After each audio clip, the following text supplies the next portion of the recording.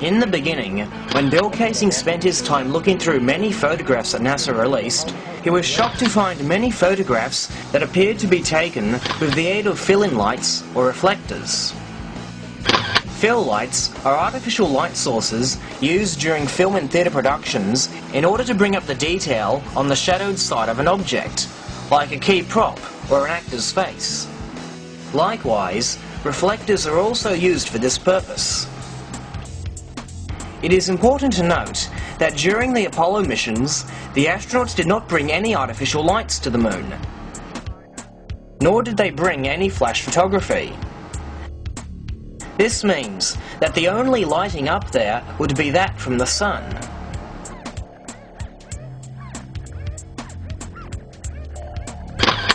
I think we've all seen the famous Buzz Aldrin photo with Neil Armstrong reflected in the visor.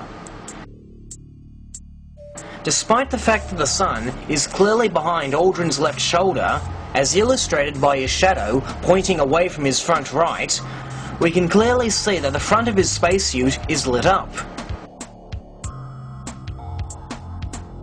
In fact, we can clearly read the words E. Aldrin on his nameplate. Bill Kaysing was the first to pick up on this discrepancy. As he wrote in his book, "Light is ostensibly from the sun behind Aldrin, and yet his faceplate is illuminated. If so, where is the source of the illumination? It would have been shown in the faceplate from the position of the cameraman Armstrong, whether flash or floodlight." Another photograph, taken from Apollo 16, of astronaut Charlie Duke, shares this same anomaly. As Bill Kaysing writes, "What is the source of light on the faceplate? This should be in deep shadow as the sun is behind the figure. Also, if the source of light is artificial, it should be reflected from the faceplate."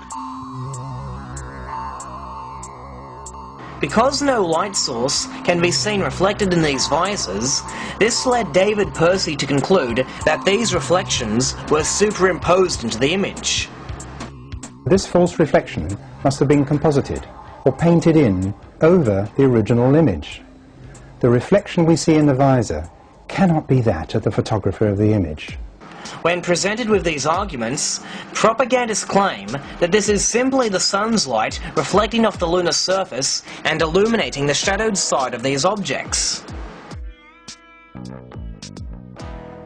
This counter-argument was recently propagated on the Mythbusters special dealing with Apollo moon landing conspiracy theories. My attention to this was brought forward when somebody, possibly the Mythbusters themselves, posted this segment in response to my earlier video and blocked me from posting on their channel. They even added my name to the comments page of the video, clearly indicating that this was a premeditated attack. Long before the Mythbusters released this special, I long suspected that they would somehow screw up their experiment and continue to peddle it as evidence for their cause. It seems I was right. Watch. The next task in our moon myth-busting is this photo here. What conspiracy theorists say is that he's too well lit. You can see him clearly, yet he's in this black shadow of the LEM. There's only one light source on the moon. That's the sun. Conspiracy theorists claim there must be a second one making him visible, and we're going to find out. And to do just that, the guys are going to shine a substitute sun on the very model of a modern miniature landing module. Oh, and a surprisingly talkative toy astronaut. This is my 1/6 scale model of Neil Armstrong. I can tell it's Neil because he's got the red Commander of the Mission stripes on his suit. What's that, Neil? We really went to the moon. I know. But the thing is that in order to prove that, we got to take some photographs, and to take some accurate photographs, I got to make a ship for you, a home for you. Okay. So these rolls of paper behind me are actually a lunar landing module in Potentia, which I'm about to slap together. And courtesy of what's known in the editing biz as a few jump cuts, here it is. Conspiracy theorists are saying that the shot had to have been faked using a fill light.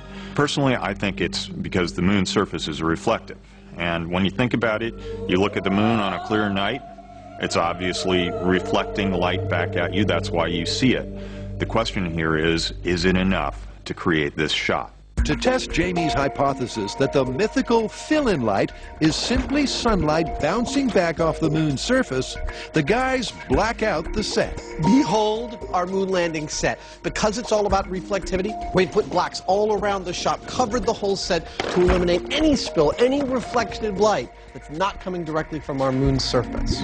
That's the landing module, astronaut, lights, and camera sorted. Dude, this looks so cool. The only missing component is a moon dust analog that accurately reflects the reflective quality of the real stuff. The dust that covers the moon is called regolith. When the sunlight shines upon the moon, regolith reflects a certain amount of sunlight back towards Earth.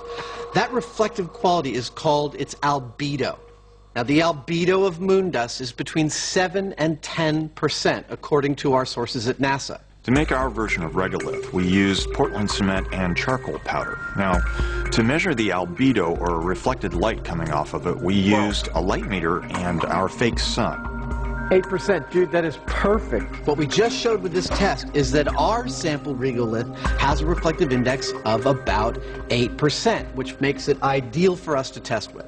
The best part about working with Jamie is that he doesn't need a dust mask. The reason he's not wearing one is because his mustache provides all the particle filtering he needs. The mock-up moon's ready for its close-up, so it's probably time to up the jeopardy. Cue our resident drama king. This is the moment of truth. We've got an accurately shaped and textured moon lander, and we've concocted an accurate moon surface that has the same reflectivity index as the actual moon. If the myth is to be believed, our astronaut on the dark side in the shadow of the lander is going to just fade to total black when we try and take a picture of him. All right, you ready? I'm set. All right, here we go. Taking the photo. Let's see. There it is. Oh, there you go. He's standing full on in the shadow, and you'd think you wouldn't be able to see him. He'd be dark, but he's not. He's in brightest day. The myth here is that you would not be able to see this astronaut this clearly unless there was a secondary fill light illuminating him. Because he's in the shadow and there's only one light source on the moon, he would, by definition, be black. Our photo here proves just the opposite. That with a single light source, with the surface of the same reflectivity as the moon, our astronaut is clearly visible, busting that myth. The artificial lunar set that the Mythbusters used is absurd, to say the least.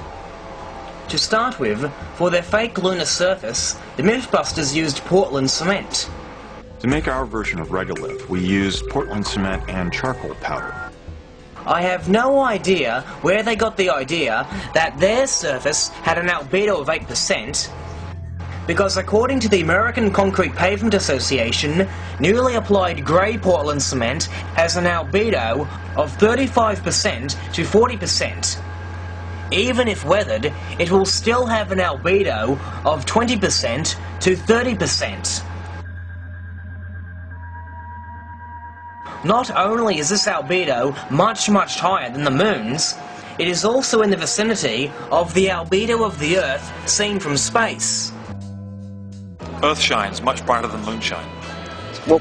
In fact, when the astronauts were on the moon's surface, they had a real problem from the glare from the Earth. But of course, that's because the moon has no atmosphere. But the Earth itself is an incredibly bright object. It has a much higher albedo than the moon. What percentage would you say? I don't remember the numbers. It's like 30 or 40%. It's a very high number. It's much higher than the moon. The Mare on the moon are very dark and very absorbing. And so you only get about, as you said, about 4 or 5%.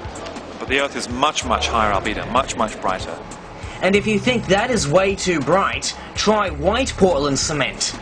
According to the American Concrete Pavement Association, newly applied white Portland cement has an albedo of 70 to 80%, and weathered it has an albedo of 40 to 60%, which is about twice the amount of light that the Earth reflects. On his website, Jay Winderley claims,